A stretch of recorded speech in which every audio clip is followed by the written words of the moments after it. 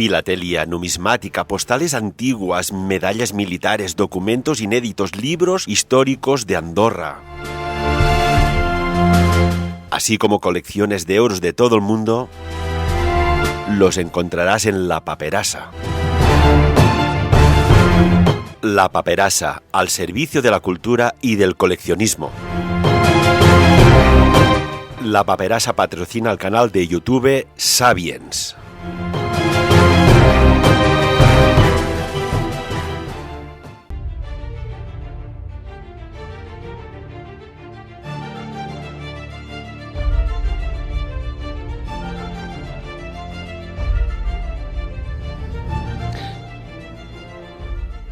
Y saludamos a Carlos Mesa. Muy buenos días, Carlos. Buenos días tengamos. ¿Qué tal por allí, por Andorra? Muy bien, por fin ya tenemos un día soleado después de un invierno que parecía que aquello que hablábamos de tiempo atrás, que sí, que hay un cambio climático, pues parecía como más evidente que nunca. Bueno, de hecho, hace pocas semanas hizo una gran nevada. Como para que luego haya alguno que diga por ahí, como Donald Trump, que no existe lo del cambio climático, ¿verdad? Carlos, estoy muy contento de tenerte con nosotros aquí en Sapiens. Vamos a tocar muchas cuestiones, pero antes me gustaría avanzar de que estás trabajando en un nuevo proyecto, en un nuevo libro que allí vas a plasmar muchísima información y has titulado Enigmas del planeta insólito, de Ediciones Oblicuas. Cuéntanos. Pues el libro ya ha sido, si me permites la corrección, fue publicado en noviembre del año pasado por Ediciones Oblicuas dentro de una colección que se llama algo sobre el misterio, a ver si te lo digo. Es una colección sobre temas de misterio y he tenido la oportunidad de publicar con muchos autores ya consagrados, ¿no? O sea que me parece que es el libro que hace el número 10 u 11 o el undécimo de esta colección de la que te menciono, ¿no? Y bueno, pues es un librito que es muy pequeñito, que apenas supera las 100 páginas, de fácil lectura, que salió a un precio, creo recordar, de 9 euros, que también fue bastante fácil de encontrar en algunos kioscos, que ha salido muy bien y que es fácil de localizar todavía por internet y que habla de los enigmas de la historia, ¿no? Eso que tanto nos gusta y de los viajes que en su momento pude hacer, claro. Carlos, tú desde hace muchas décadas que estás pues dando explicaciones a cosas, podríamos decir que sorprendentes y con sin lógica alguna, ¿no? Y claro, yo supongo que te habrás dado cuenta en el decurso de tu profesión como periodista que hay una historia que no nos han contado y después hay una historia como distorsionada, no sé si intencionada o no, y después la historia real.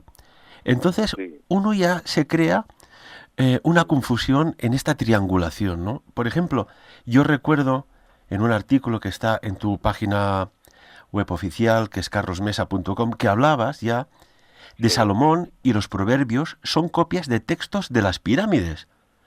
Sí. Es que me sabe mal decirlo, porque parece que sea un ateo confeso. Pero todo lo que tenga que ver con determinadas religiones, es que hay que tomárselo. Cuando a mí, mira, de vez en cuando alguien salta y me dice, es que la religión contiene sus misterios. Y yo siempre digo lo mismo, es que ninguna religión tiene ningún misterio. Es que no hay misterios por ninguna parte. Todas las religiones a su vez parten de una fuente, ¿no? Van copiándose las unas de las otras. Todos sabemos que la tradición judeo-cristiana lo que ha hecho es, en buena parte, coger muchos datos provenientes de Sumeria, ya lo sabes tú, que a ti también te gusta mucho el tema, y datos provenientes del Antiguo Egipto, ¿no? Y cuando, por ejemplo, incluso el mismo Jesús le dicen los mal llamados apóstoles, que eso sería otra cuestión que habría que comentar, ¿no? Que les dé una oración y él les da aquella oración del Padre Nuestro.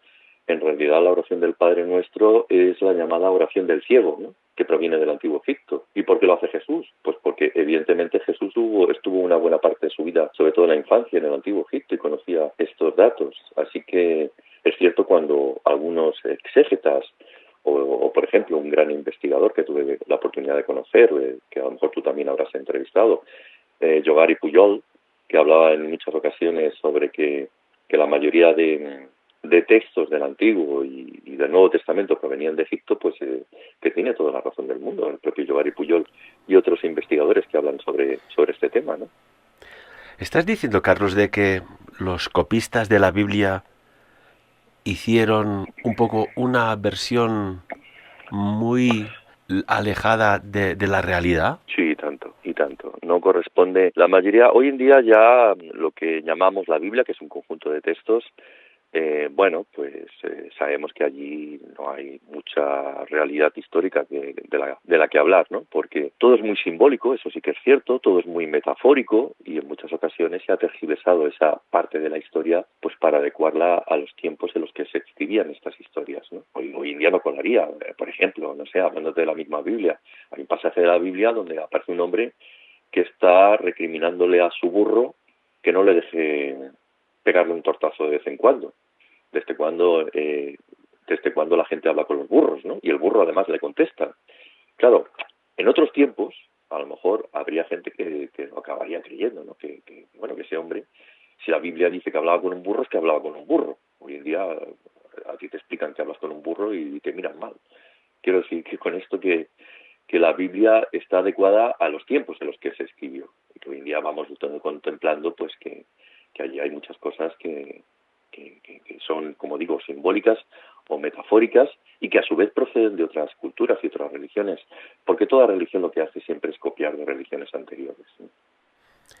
Entonces estamos hablando, cuando hablamos de aquel antiguo Egipto, de la cuna de la sabiduría. Sí, Egipto es cuna de prácticamente, junto a Sumeria, es cuna de la civilización. Incluso podríamos preguntarnos si realmente la civilización partió de Oriente Medio, ¿no? Como se nos viene haciendo creer, que yo sostengo otra teoría. Creo que en realidad el mundo egipcio es lo que nos queda de probablemente otra precivilización anterior de la que solamente nos han llegado pequeños retazos, ¿no?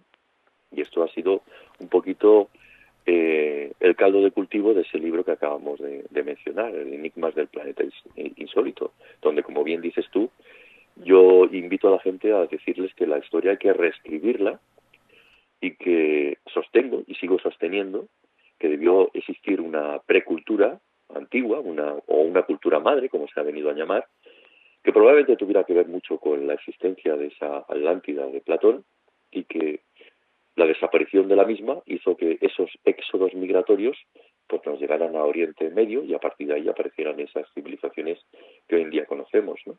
Como puede ser Sumeria o como puede ser el Antiguo Egipto. Ahora que hablas de la Atlántida, mira, lo que son las coincidencias. Mm, Este domingo mismo me fui al río y vi dos enormes rocas que por el medio fluía el agua de un riachuelo abundante y sí, con sí, estas sí, aguas de los deshielos está fresquita. Me puse descalzo sí. y me puse a hacer una de mis esculturitas que hago con piedras de río, pero no piedras Oh, qué cualquiera, chulas, ¿eh? las que Esas están son muy chulas. atomizadas por el agua. Sí, Que, sí, que sí, después sí. con el péndulo hago radioestesia y la conecto con la Tierra y se genera un Mm, vórtice energético. sí, sí, Estoy en un trabajo con esto muy interesante. Pero bueno, y este le titulé La Atlántida porque me recordaba esas dos ajá, grandes columnas de Hércules, ¿eh?, que wow, mencionaba Platón, y digo, mira, aquí en medio voy a poner esta isla. Y lo que ajá, dices tú, Carlos, es una maravilla, porque es evidente que alguien sabía de ingeniería, alguien sabía de construcción, de mm, arquitectura, de mm, tantas y tantas parcelas de hoy de la ciencia conocida a base de bien, incluso mm, cómo sabían los antiguos egipcios cómo era el tamaño y la forma de un espermatozoide si no había microscopios. Aquellos sí, sí, sí, megalitos, aquellos bloques, sí, 2 millones y pico de bloques, 2.300.000, 400, cómo se sí, movieron, qué se hizo, qué pasó. Y sí. claro, cuadra mucho con lo que dices, como así al cuerpo hay las células madre, que hubo una cultura madre que transmitió algo. Sí, yo creo que sí, porque me baso en ciertas evidencias, ¿no? Vamos viendo que hay, bueno, en el libro comento algunos de estos detalles. Por ejemplo, hablo de los surcos de carro que todavía hoy en día se pueden contemplar en la isla de Malta, pero que ellos le llaman allí los famosos car routes. pero esos surcos de carro se quedan entrecortados en lo que es el acantilado, ¿no? O sea, cuando llegan al acantilado parece que esos surcos de carro, esos caminos antiguos, se cortan y tú dices, ¿y esto dónde llevaba? Pero si es que si te introduces en el mar y sigues mirando el fondo del mar, ves que esos surcos de carro transcurren por el fondo marino. Por lo tanto, es como si hubiera habido una fractura que hubiera levantado esas tierras conformando, por ejemplo, esas islas, como pueda ser la isla de Malta, pero que el camino que había habido allí anteriormente sigue estando. Y curiosamente, un día estando en el castillo de Segur de Calafell, ya sabes, aquí en la zona de la Costa Dorada, ¿no? Tarragona, provincia de Tarragona, sí. Provincia de Tarragona, pues aparecieron también esos surcos de carro. Y muy próximos a lo que sería un poblado ibérico. Entonces esto quedaba a entender que esos surcos de carro conexionaban, o esos caminos, conexionaban con esas islas donde todavía hoy en día se pueden contemplar. ¿Y esto qué quiere decir? Y luego hablando con algunas personas, sobre todo de aquí, de Cataluña, me han comentado que hay algunos puntos de Cataluña que todavía no he podido comprobar, en los cuales me han identificado que esos surcos siguen existiendo, ¿no? ¿Eso qué indicaría? Pues indicaría una cultura madre anterior de la que hoy en día no tenemos constancia, ¿no? Pirámides hay por todas partes, no aparecieron tampoco en el Antiguo Egipto. Sabemos que hay al otro lado del Atlántico, pero que también las tenemos, por ejemplo, aquí en lo que es Menorca. O, por ejemplo, hay una isla creo que es en Tenerife, ¿no? Donde también nos encontramos las de Güímar, unas que todavía son bastante controvertidas, pero que algunos identifican como pirámides escalonadas. Es como si alguien hubiera dejado toda esa impronta a lo largo de un camino. Y luego, por otro lado, pues también lo menciono así, aunque sea de pasada en este libro. Ya sabes que yo estuve en ese desierto del Tassili, y en ese desierto, de allí de Argelia, se acababan contemplando unas pinturas rupestres de hace 10.000 años, mucho más atrás de lo que hoy en día llamaríamos esas precivilizaciones que dieron pie a lo que hoy hablaríamos como el Antiguo Egipto, es decir, mucho antes de la presencia del rey escorpión, donde, como digo, en las pinturas rupestres se apreciaban gentes que conducían carros con ruedas, cuando la rueda hace 10.000 años se presupone que todavía no había sido inventada. Pero es que esa gente que conducía esos carros en el desierto del Tassili, en esas pinturas rupestres, llevaban tocados egipcios con el uro, ¿no? Con la serpiente, y además falditas cortas. Parece como que estuvieran dando a entender o describían una especie de éxodo hacia una nueva tierra donde quedarse a vivir. Bueno, pues tendríamos entonces que reescribir la historia, porque la historia no provendría precisamente de Oriente Medio, sino de más allá de las columnas de Hércules, como si hubiera habido un éxodo en todo momento. Además, en el mismo libro, de Enigmas del Planeta Insólito, también comento y cito una ciudad llamada Arcaín, que me encontré en los Urales, que tiene también una antigüedad de 10.000 años, y que la ciudad era totalmente cilíndrica, es decir, de anillos concéntricos.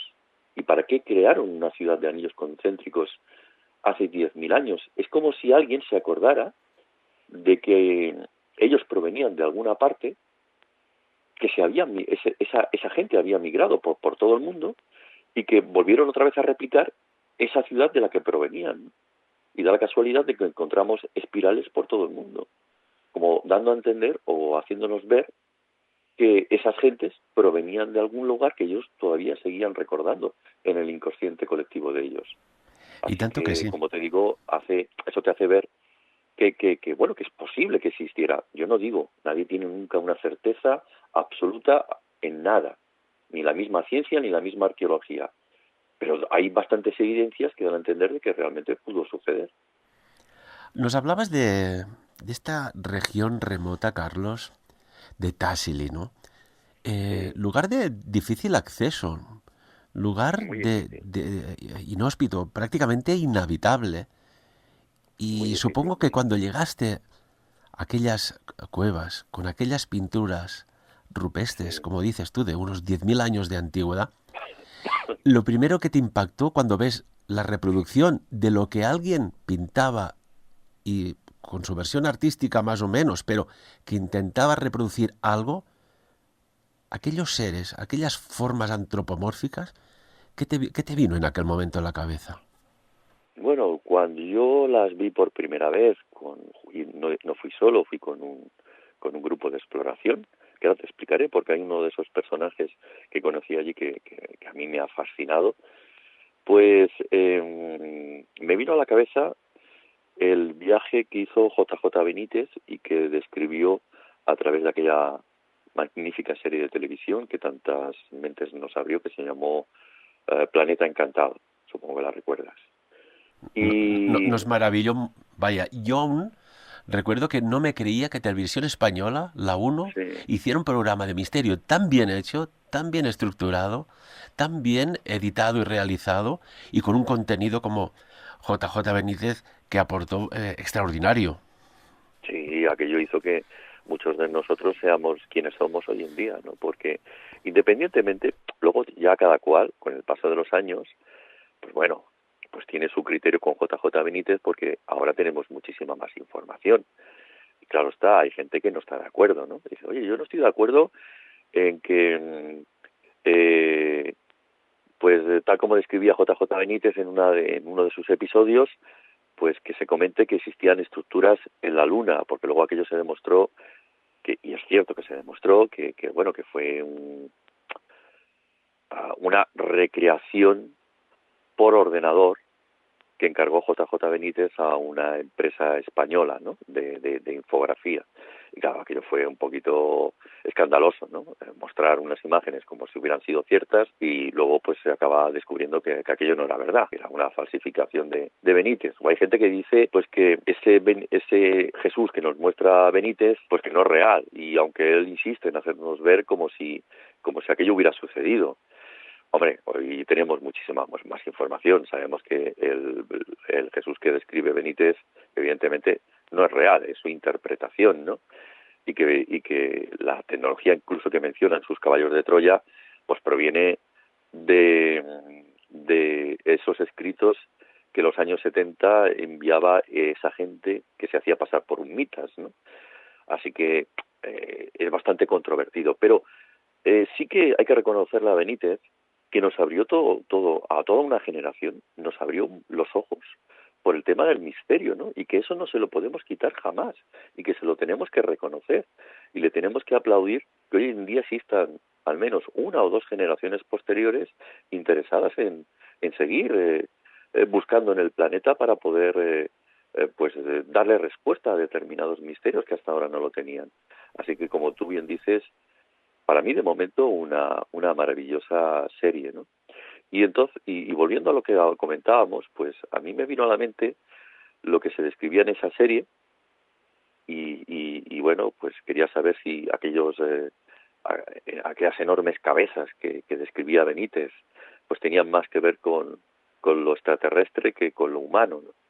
Con el paso del tiempo, pues saqué mi propio criterio y mi criterio vuelve otra vez al punto que hemos mencionado. Creo que existía una civilización madre y que más que extraterrestre era más terrenal y que todo lo que vimos en el Tassili respondía más a este dato de una civilización madre, ¿no? De una gente que tuvo que emigrar porque ya no podía vivir en el sitio del que había partido, ¿no? Porque aquello ya no existía. Y bueno, pues ese es el punto que hace que nos encontremos estas cosas tan extrañas en el planeta, ¿no? Y volviendo a un pequeñito detalle, si me lo permites, ¿Y tanto?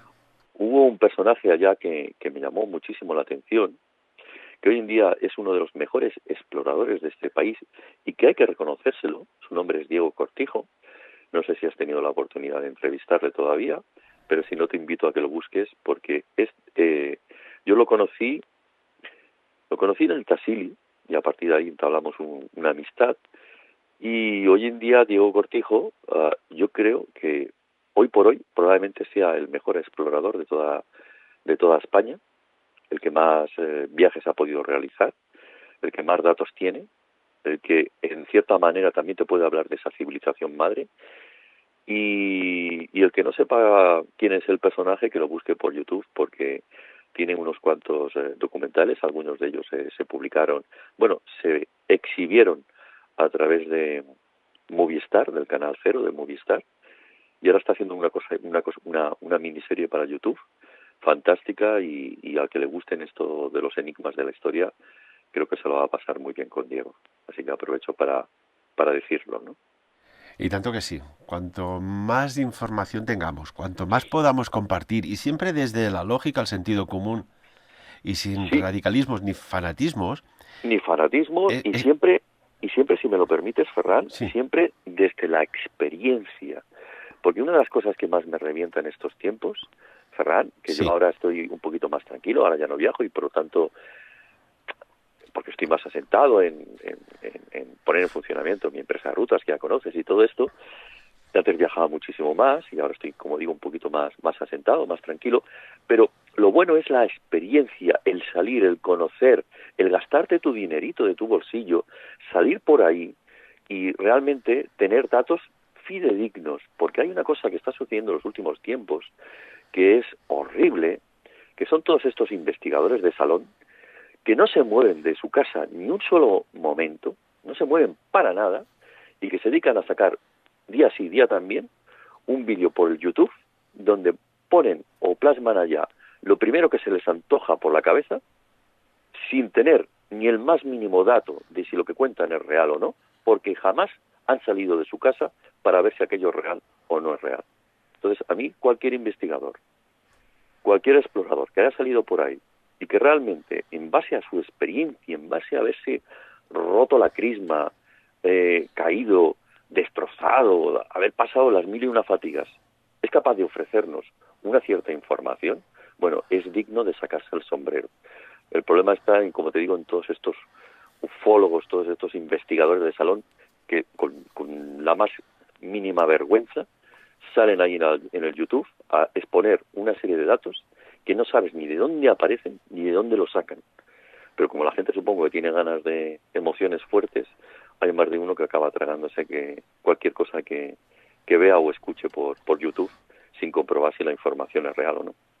cuando hablas del tema extraterrestre y aquí que somos unos, bueno, pues seguidores desde hace muchos Y años, tanto. y yo, pues es un recurrente que me gusta tocar. ¿Por Mm, qué? Porque de jovencito, adolescente, vi lo que vi que aquello no era normal y me dije a mí mismo, cuando seas mayor, vas a intentar entender qué era eso que estaba ahí delante tuyo. Y por eso lo vamos tocando, pero siempre desde el rigor, sí, sí, sí, contrastando con personas, sí, pues, que creo yo que son serias y pueden aportar, ¿no? Esto me ha llevado a sí. conocer, pues, militares, comandantes de vuelo, personas Exacto. anónimas que han visto y compartir, ¿no? Y esto es Sí, sí, bonito. sí, sí. También, pues Sí, sí, tienes sí, sí. razón, hay quien ha hecho un negocio de la ufología. Estos Sí. días hemos visto un artículo tuyo muy crítico con un congreso de ufología. Mm, Es como todo, ¿no? Supongo, mm. en política, en Claro. economía, Mm, en sociedad, en ONGs, hay de todo para sí, todo, sí, y siempre lo bueno es poner gente seria, con sí. experiencia, que ha estado ahí, ¿no? Y Claro, Carlos Mesa, eres uno de los que has estado. Bueno, por ejemplo, yo recuerdo que me comentaste ya hace muchos mm, años que estuviste en Costa Rica para ver qué eran aquellas enormes bolas esféricas talladas perfectamente sí, con una tecnología que para aquellas fechas en la cual está datada es casi imposible de sí. entender, Mm. y hay esferas también en diversos puntos del planeta. Como Sí, sí, sí. recuerdo, bueno, cuéntanos, cuando llegaste a Costa Pues, Rica. Sí, pues mira, hay diversos sitios donde se encuentran estas esferas. O sea, no es el único lugar del mundo donde las puedes ver, ¿no?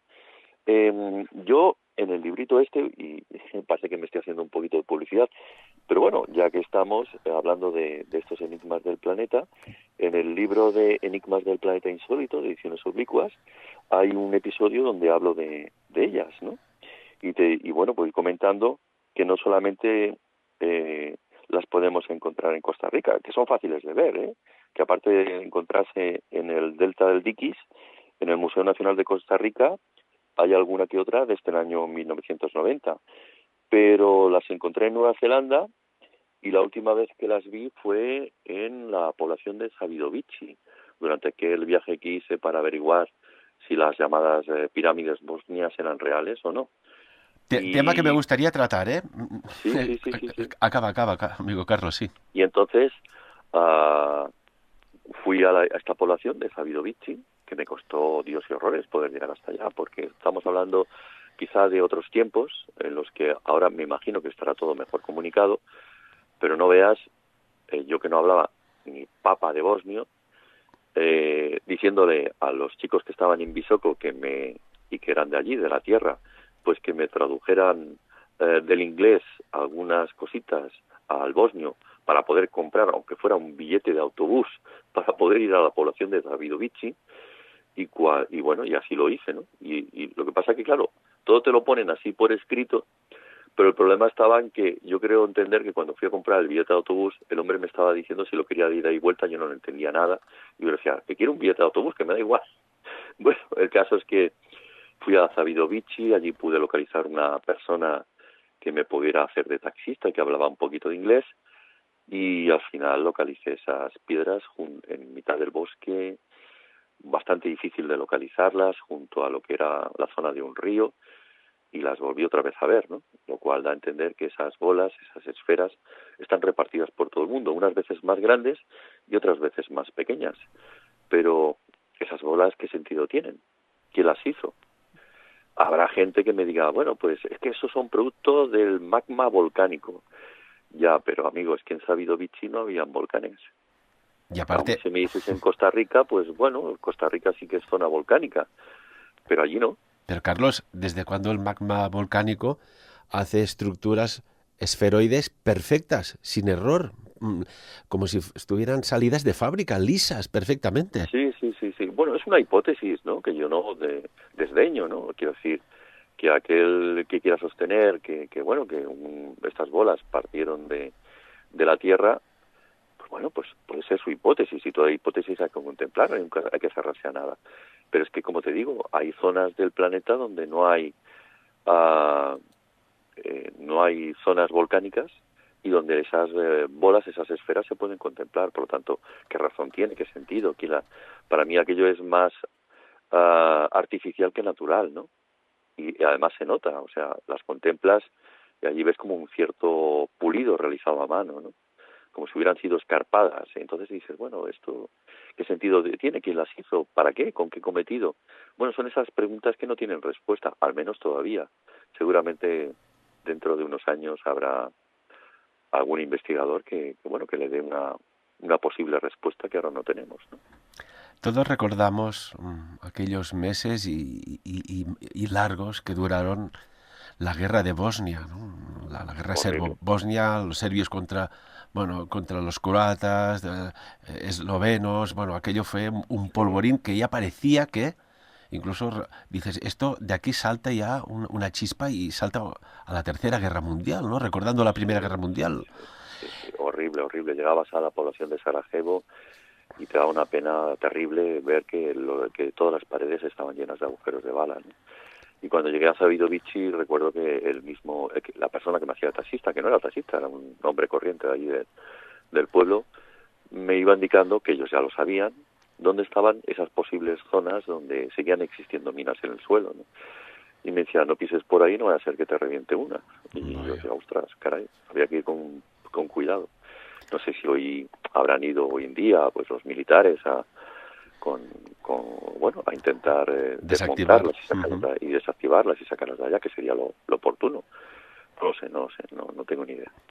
Y cuando hablamos de Bosnia, Sí, yo recuerdo los informativos, los reportajes que hacían, que bueno, veías allí francotiradores disparando a la gente que iba a buscar comida, bueno, todo el conflicto armado que había. Pero había algo que estaba allí en modo sí. observador. Y resulta que Carlos Mesa ha estado ahí y podría ser que en Bosnia haya una pirámide mucho mayor que la de Egipto. Bueno, esto es lo que yo también pensaba en principio. Como te digo, siempre hay que Hmm, ir con la mente abierta, ¿eh? ujú. Nunca hay que ser crítico. Y yo en principio pensaba que sí. Pensaba que esto que se está viendo en fotografías de muy mala resolución en internet en aquel momento, pues eran pirámides. Y fui pues con esa mente abierta y prestándome como voluntario, no como periodista. Como periodista, el problema que puede haber es que esa organización que está detrás de las pirámides de Visoko, pues te enseñe lo que te quiera enseñar o mostrar, ¿no? Pero había que estar dentro, había que ser uno más. Así que me presenté como voluntario para las excavaciones que se hacen durante la época del verano. Y qué son aquellas Y, losas, aquellos túneles, aquellas estructuras que estaban ahí recubiertas de tierra? a ver, las mal llamadas pirámides en realidad son montañas, tan simple como esto. La mayor parte de montañas de la zona de Visoko, casi todas son con forma piramidal, todas.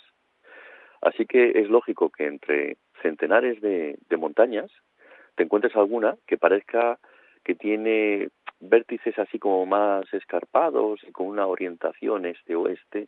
Claro, siempre puede haber una coincidencia, ¿no? Este señor Osmanagui, que se presenta como arqueólogo, que en realidad es un empresario, nunca estudió arqueología, la verdad.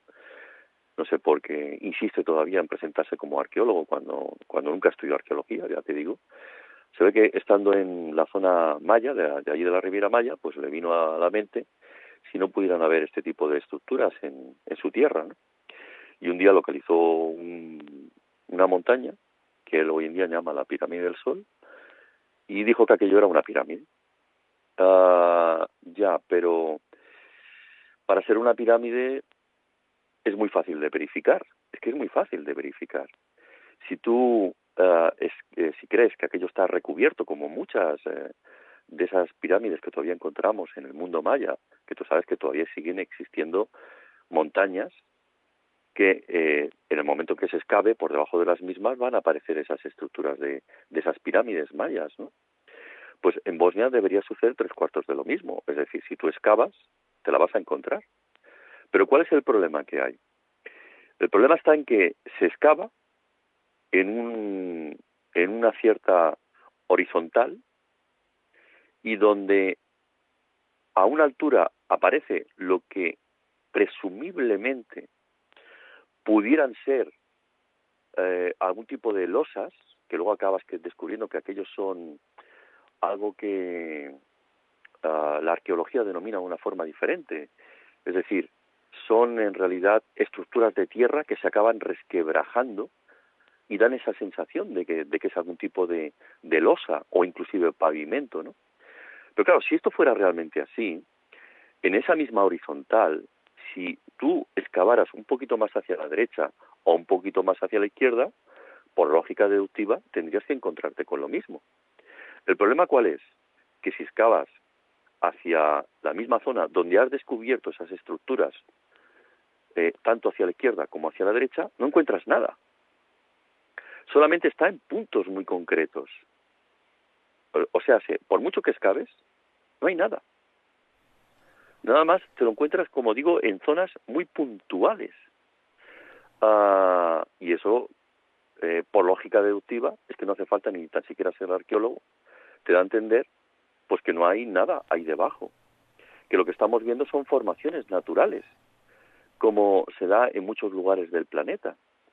Es más, Osmanagui, que probablemente se dio cuenta de este particular, encontró unos antiguos túneles de unas antiguas minas y el amigo está utilizando esos túneles de esas minas para dar a entender que aquellos son estructuras artificiales por debajo de esas supuestas pirámides que tienen una cierta antigüedad.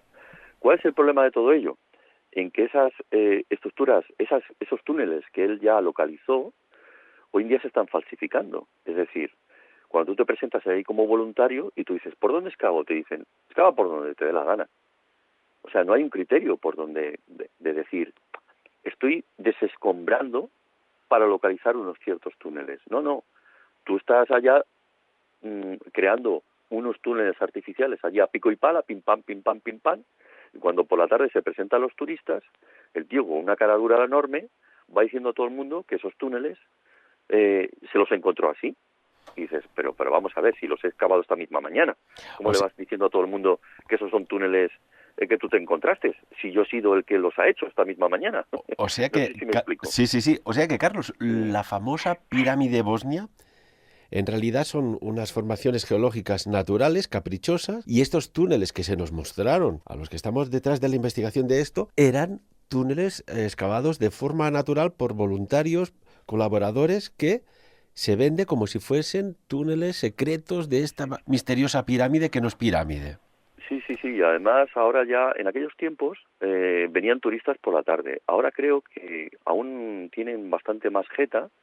Y ahora a los grupos que nos gustan los temas de las energías y bueno, y los temas esotéricos, les alquila espacios dentro de los túneles para que lleven a cabo sus experimentos energéticos o cadenas energéticas, ¿sabes? Cosas de este estilo. Y la gente va allí convencida de que allí hay una fuerza energética importante, ¿no?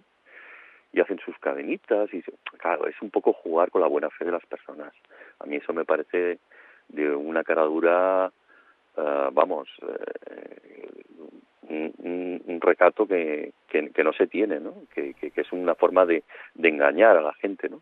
Aprovechándose de la buena fe de aquellos que nos gusta creer en la energía o en el misterio, ¿no? Entonces, no, estas cosas, claro, no me extraña que el mundo de la arqueología se le haya echado encima y haya dicho, este señor es un cara dura, este señor es un estafador, ¿no? Osman Agui, y que el gobierno bosnio no debería tolerar precisamente que se esté haciendo todo esto, ¿no? Al gobierno bosnio le viene bien porque se ha incrementado muchísimo el turismo en la zona. De hecho, también te diré algo. Si realmente allí hubieran habido unas pirámides y el pueblo de Visoko, que es donde se encuentra, lo hubiera sabido, todo el pueblo se hubiera ido allí a desenterrarlas ellos solitos con sus manos. ¿Por qué? Porque contra antes se desentierren, antes hubiera habido un boom turístico como existe en estos momentos en el Cairo, ¿no? Así que esa gente, ¿por qué no va? No va porque cuando tú hablas con los habitantes del pueblo, se ríen. ¿Y por qué se ríen? Porque saben que todo es una falsificación. Es que ni ellos mismos creen que sean pirámides. O sea, hasta la misma gente del pueblo te lo dice, que eso es un fraude, ¿no? En toda regla. Por Ahí, eso ellos mismos sí. no van a desenterrarlos, claro. Hablábamos de, y has dado luz a este misterio de la famosa Mm. pirámide de Bosnia, ¿no? Pero hay otra Mm. estructura que me gustaría ver, que nos des tu opinión, Carlos, que está entre la isla de Okinawa y la isla de Japón, sumergida a unos cuantos metros de profundidad, son las estructuras de Yonaguni. Yonaguni, pues mira, te vuelvo a decir otra cosa. Luego, si quieres, te pasaré el dato de Diego Cortijo, porque Diego Cortijo, este chico del que te hablé, Ujú. chaval jovencito que hoy en día está destacando mucho y que forma parte de la Sociedad Geográfica Española, él estuvo en Yonaguni y se sumergió allí en Yonaguni. Así que si en algún momento quieres que alguien te cuente, no por lo que ha visto en YouTube o lo que ha visto en un vídeo de Discovery Max, sino porque realmente él lo ha visto y lo ha vivido, pues contacta con Diego Cortijo porque Diego Cortijo te puede enseñar, inclusive hasta para tu canal de YouTube, vídeos de lo que él grabó con estas GoPro, de hoy en día sumergibles, Ujú. de las estructuras de Yonaguni y te puede explicar mucho al respecto. Creo que ha estado inclusive hasta 2 veces, te diría yo. Pero Carlos, O sea que tu eso experiencia, existe, ¿eh? tu Eso experiencia, tu existe. opinión, eh, Mi opinión es que ahí hay unas estructuras artificiales que corresponden una vez más a unas ciertas pirámides creadas por el hombre, claro. es lo que quería oír, tu opinión, Sí, sí, Carlos. sí, Y sí, la sí. comparto al 100% contigo, ¿eh? Sí, Aquellas sí, sí, formas... sí, sí. Vaya, que yo sepa, el agua de mar jamás erosiona haciendo No, ángulos de 90 grados. no hace escalones, no hace escalones, Y ¿no? tanto que sí. Y aquellos son escalones en toda regla y eso demuestra una vez más pues que si hubo una civilización madre, esa civilización madre se extendió por diversos puntos del planeta, eh, probablemente allí hubiera parte de esa antigua civilización madre que se acabó hundiendo en esas costas y allí está como referencia por si algún día queremos reescribir la historia, porque evidentemente eso no está contemplado por la historia, ¿no? La historia lo que tiene es que como hoy en día se intenta dar sentido a todo, cuando algo no tiene sentido, pues se obvian, ¿no? Yo no creo que exista una conspiración para hacernos ver que o ocultarnos información. Yo no creo en ese tipo de conspiraciones, pero sí creo que muchas veces los arqueólogos y los historiadores son muy cómodos y dicen, mira, ya nos viene bien esta versión, déjala tal cual y no muevas ninguna piedra más, que, oye, así ya la tenemos perfecto y ya lo tenemos perfectamente cuadrado en nuestra historia universal y se acabó. Porque cada vez que me saques algo más, pues eso significa que tengo que mover otra vez todo el puzzle. Y claro, se supone que ya en el siglo XXI las cosas tendrían que estar perfectamente cuadradas. Bueno, y tú Entonces, más sabes, que una conspiración, lo que hay es una comodidad de dar a entender de, oye, pues, mira, esto ya nos viene bien, déjalo ahí, no menes más la situación, ¿no? y es cierto porque todos conocemos, los que estamos en este campo, pues algún arqueólogo que le han dicho, mira, esto no publiques, no hables, déjalo que si no, esto nos puede peligrar la nómina. Y es así. Sí. Inclusive le hacen el vacío, ¿no? Cuando llega algún arqueólogo y dice, hombre, a mí me gustaría hablar de esto. Los demás se lo miran así y ya sabe que, bueno, que si es capaz de publicar en una de estas publicaciones científicas algo que vaya en contra de la historia oficialmente admitida, pues le van a hacer el vacío, ¿no? Y probablemente poco trabajo le salga a ese arqueólogo a partir de ese momento. Por lo tanto, inclusive arqueólogos que saben que la historia se tiene que reescribir o hay cosas que no son capaces de dar ese paso precisamente porque se pueden meter en problemas que afectarían inclusive a su vida laboral, ¿no? Carlos, nos quedan 5 minutos de esta maravillosa y profunda entrevista. Hemos hablado de tu libro, Enigmas del planeta insólito, de ediciones oblicuas. ¿Hay algún otro dato que hayas plasmado y que nos puedas dar alguna referencia? No sé, cuando supongo que hurgas en el pasado ancestral, la palabra Nefilim, la palabra Génesis, la palabra gigantes, está muy presente, ¿verdad? Sí, inclusive yo en el libro mismo, hablo de los gigantes de Nador, porque Nador es una población más allá de lo que sería Melilla, o muy tocante a Melilla, donde todavía hay gente que habla muy bien español, porque parece ser que aquello fue parte de las antiguas colonias españolas, y en Adoro yo había oído hablar de que, bueno, pues habían encontrado cuerpos de gigantes, ¿no? Y por eso me dirigí allí, Recuerdo que me lo para poderlos comentaste. encontrar. Sí, Recuerdo sí. esto que hace unos 10 años, más o menos, aproximadamente, Sí, ya ha que me lo pasado. comentaste. Ferran, me voy a una parte de África que allí me han Mm. dicho que hay unos cuerpos de gigantes. Cuéntanos. Sí. Nador es la capital del Rif y recuerdo pues que nada, que me fui para allá y había un lugar donde se comentaba que habían encontrado unos cuerpos de unas personas con un cierto volumen, ¿no? Que eran muy grandes, ¿no? Pero recuerdo que fui a esta zona en concreto, que tuve que alquilar un 4x4 para poder llegar, y cuál fue mi suerte, que cuando llegué, pues la excavación de momento estaba parada, estaba todo cercado, pero bueno, sabe mal decirlo, pero ya que estaba allí, pues aproveché para colarme y ver qué es lo que había, ¿no? Y sí encontré cuerpos de gente más alta de lo habitual, pero algunos se debió comer la coma, ¿no? Porque donde antes se decía 22,5 metros, en algún sitio de internet en realidad podía ser 2,50 metros, ¿sabes? Que tampoco eran tan altos, eran altos pero no tan altos, ¿no? Y bueno, a partir de ahí descubrí una cultura que se llamó la cultura ateniense, y parece ser que tenía mucho que ver con esta antigua cultura ateniense que forma parte de nuestro pasado histórico y que, bueno, pues que implica que sí, que hubieron gentes ya en nuestro más remoto pasado que tenían una cierta altura, no tan descomunal como se nos ha intentado hacer ver, pero bastante altos, ¿no? O bastante altos. Cosa hoy en día ya sabida por todos, porque, bueno, solamente tenemos que ver a determinados jugadores de baloncesto para darnos cuenta de que sí que es posible que se alcancen ciertas alturas que a veces parecen anormales, pero que debieron ser normales, inclusive en otros momentos de la antigüedad, claro. Y para acabar, Carlos, cuéntanos si vamos a Turín y estamos delante del famoso papiro de Turín, ¿qué sorpresa nos podemos llevar? Por favor, cuéntanoslo. Pues el papiro papiro de Turín también está descrito en el libro de Enigmas del Planeta Insólito, es el último de los episodios. Este fue un viaje creo que cuando empecé a hablar del papiro de Turín fue hacia el año 2010, aprovechando que iba a haber la síndone, la famosa sábana santa, que por cierto ahora me van a publicar un artículo en El Ojo Crítico de Manuel Carballal. ¿Sabes? Esta publicación mítica de Manuel Carballal, donde siempre se es bastante crítico y escéptico con los misterios. Pues ahí voy a publicar, supongo esta semana aparecerá, además es gratuita, ¿no? La publicación, por los oyentes que quieran buscar El Ojo Crítico en Internet, pues allá verán ese artículo mío sobre la sábana santa. Pues el papiro de Turín tenía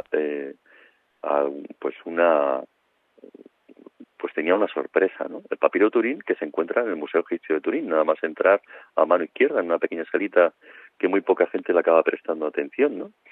Y allí es donde aparecen